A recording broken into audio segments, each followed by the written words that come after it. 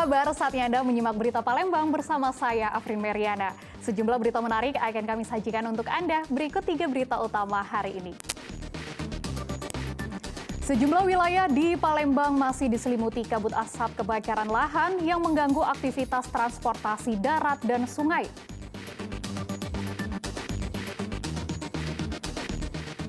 Ikuti kemeriahan Festival Layang-Layang Sriwijaya Danau Ranau di Ogan, Komering, Ulu Selatan.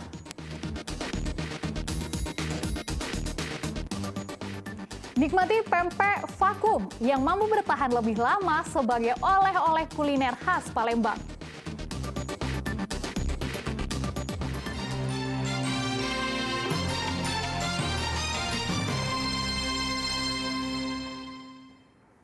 Kita awali berita Palembang dengan informasi dampak kabut asap.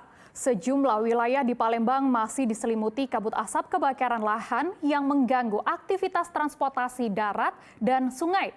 Warga berharap kebakaran lahan dapat segera dipadamkan.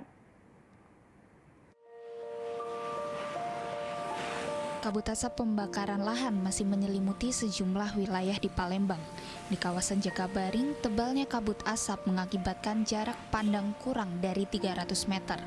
Guna menghindari kecelakaan, pengendara harus berkendara hati-hati dengan menyalakan lampu kendaraan.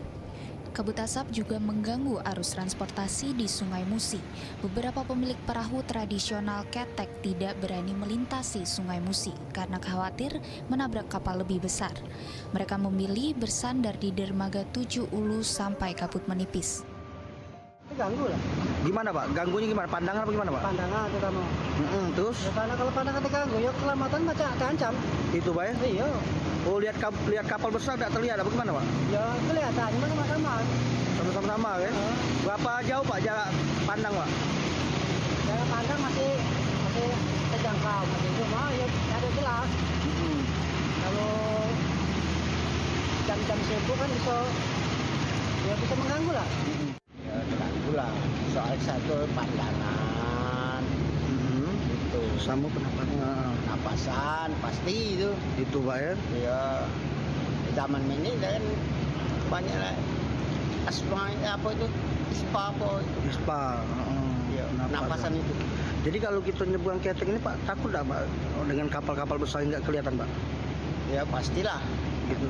kalau ya oleh karena kabut itu kalau butuh umburan kan. Nah, takut yang itu Pak ya? Pak ini berapa lama Pak kabutnya Pak? Alhamdulillah anak sebulan. Kabut asap ini ya? Oke. Warga berharap kebakaran lahan di Sumatera Selatan dapat segera dipadamkan karena asap yang muncul telah mengganggu aktivitas dan kesehatan. Didi Irwansyah melaporkan dari Kota Palembang.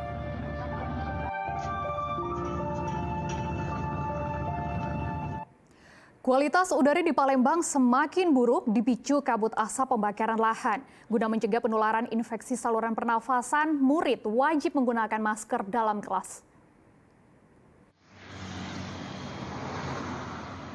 Kabut asap pembakaran lahan masih menyelimuti kota Palembang sehingga kualitas udara semakin menurun. Memburuknya kualitas udara mengakibatkan sejumlah pengurus sekolah membagikan masker secara gratis kepada para murid. Di SD Negeri 88 Palembang misalnya, 1.000 masker dibagikan ke semua murid kelas 1 hingga kelas 6. Mereka juga wajib memakai masker dalam kelas. Upaya ini menjaga murid terhindar dari infeksi saluran pernafasan akut alias ISPA. Kota Palembang ini dianggap pencemaran udaranya hasil pembakaran hutan itu sangat berbahaya. Jadi kami sekolah menghimbau kepada anak-anak didik kami untuk menggunakan masker demi melindungi anak-anak dari serangan penyakit ISPA. Sejak kualitas udara di kota Palembang menurun, sebagian murid terserang penyakit batuk, pilek, dan mata perih. Namun pengurus sekolah belum meliburkan murid karena masih menunggu instruksi Dinas Pendidikan Kota Palembang. Didi Irwansyah melaporkan dari Palembang.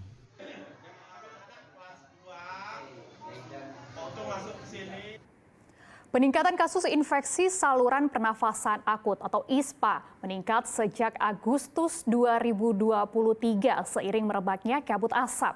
Jumlah penderita ISPA pun bertambah, mayoritas adalah bayi usia 1 tahun sampai 5 tahun.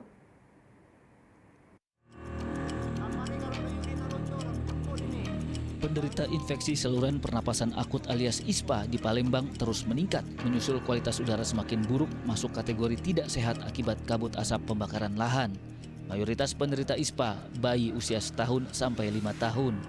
Berdasarkan data Dinas Kesehatan Palembang, peningkatan kasus ISPA sejak Agustus 2023 seiring merebaknya kabut asap.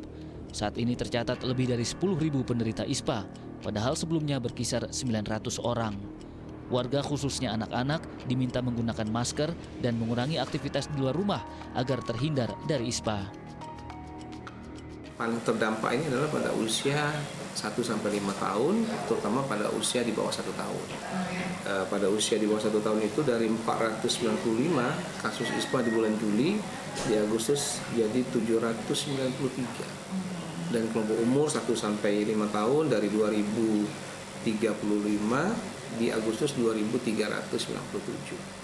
Jadi kalau kita bandingkan Juli dan Agustus ini trennya sudah mulai meningkat. Warga juga diminta segera mendatangi fasilitas kesehatan bila timbul gejala ISPA seperti sesak nafas, batuk, dan demam. Januar Ikhrom melaporkan dari Palembang.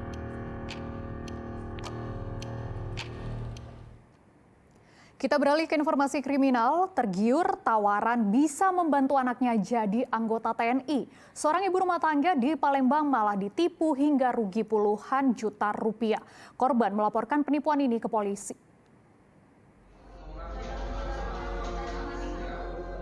Dewi Sinta ditemani suaminya melapor ke polisi setelah ditipu hingga rugi 47 juta rupiah. Ibu rumah tangga asal Palembang ini menjadi korban penipuan teman lamanya bernama Aji Warsito. Kasus ini bermula saat pelaku menawarkan bisa membantu anak korban menjadi anggota TNI dengan syarat memberikan sejumlah uang. Korban yang percaya tanpa pikir panjang langsung mentransfer uang kepada pelaku. Namun ternyata saat pengumuman, anak korban justru tidak lolos tes. Bahkan ponsel pelaku tidak bisa dihubungi. Waktu masuk TNI itu dia datang ke rumah, nggak tahu dari siapa dia tahu rumah itu kan. Datang ke rumah, ini katanya dia janjiin bisa diurus, dititipkan ke Jakarta, tes Tohir katanya. Oh, kata dia, Bu. Itu masuk apa, Bu, kata dia? Masuk TNI ya bagaimana? Iya, Masuk TNI. Terus berapa dia minta uang? Minta uang kalau yang pertama transfer tuh 25 juta. Sudah tuh, yang kedua? Yang kedua dikirim lagi 20 juta. Yang ketiga tuh 2 juta, mau tambah lagi, di stop kan. Total berapa kerugian? 47. Nah, itu anak kita nggak lulus tuh gimana? Sudah dikomunikasi dengan dia? Sudah. Apa kata dia? Kata dia dijamin. Dijamin lulus. Ini sekarang anak kita lulus nggak? Enggak. Nggak lulus. Malah dihubungi nggak aktif lagi. Guna kepentingan penyelidikan, korban diminta menyerahkan bukti transfer. Polisi hingga kini masih menyelidiki laporan korban. Didi Ruansa melaporkan dari Palembang. Motif pembunuhan adik kandung Bupati Musi Rawas Utara oleh dua pelaku kakak adik akhirnya terungkap. Korban dibunuh karena salah satu pelaku sakit hati diusir saat mendatangi pertemuan di rumah warga di Desa Selani, Kecamatan Rawas Ilir.